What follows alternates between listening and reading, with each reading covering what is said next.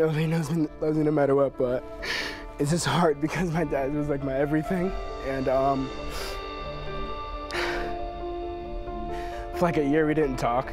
Your life can be amazing, but you have to tough this period of it out, and you have to live your life so that you're around for it to get amazing. It's not you. It's not you. You're not responsible for the bullying. I would say that you need to reach out to folks that can be supportive. The Cadet Honor Code, it says, you know, cadet will not lie, cheat, steal, or tolerate those who do. And here I found myself in a position where I felt I had no other choice but to lie because of military policy. Good morning, I'm Sarah French on UConn's campus. Welcome to our Fox Connecticut special, Gay in America, Tensions and Tolerance. Gay and lesbian teens are facing a world of bigotry and hate. In the news, we've covered far too many cases of teens being bullied and then committing suicide. We want them to know it gets better.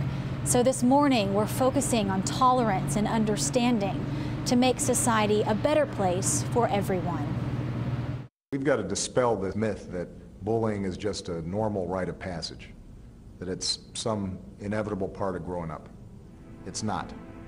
We have an obligation to ensure that our schools are safe for all of our kids. Bullies targeting gay teens is rising at an alarming rate. There's a silent Holocaust out there in which an estimated 6 million gay people every year kill themselves. 18-year-old Tyler Clementi was a freshman at Rutgers University.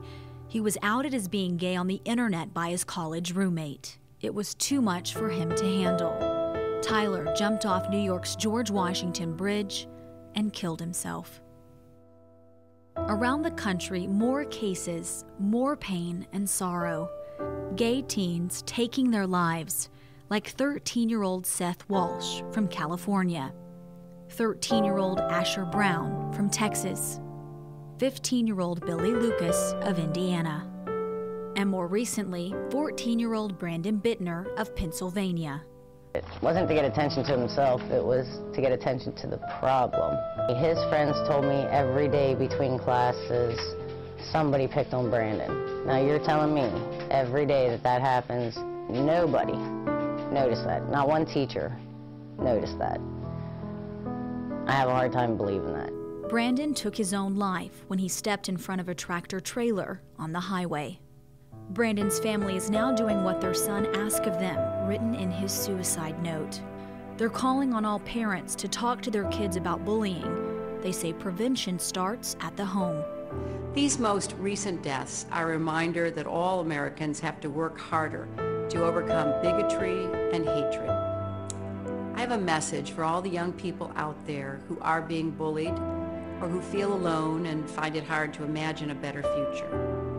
First of all, hang in there and ask for help. Your life is so important to your family, your friends, and to your country. It's a wake-up call for everyone. 90% of LGBT students have been harassed or assaulted in the past year.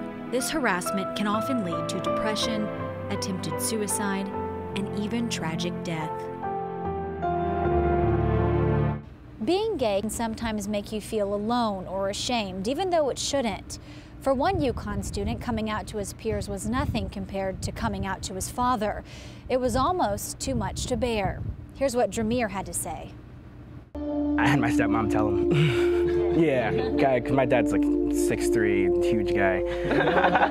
and it's actually kind of, it's actually kind of hard though, because when I told him, he didn't get mad and he just like started crying.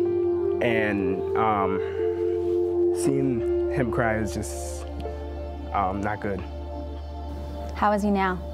How's your relationship He's now? getting better, but it's just not completely there. What do you want to say to your dad? I know he loves me no matter what, but it's just hard because my dad was like my everything. And for like a year we didn't talk. And I never talk about this ever. And I told him over the summer, we talked about it, and I was like, you know, like, I love you, and I never say that. And I don't know. But now you're talking. Yeah. That's a step, right? Yeah. Is that your goal? Small steps? Yeah, because I never thought we'd get this far. Dramira is just one example of our youth facing frustrations for being gay. Coming up, we talk to a group of UConn students at their Rainbow Center to find out what it's like to be gay in America.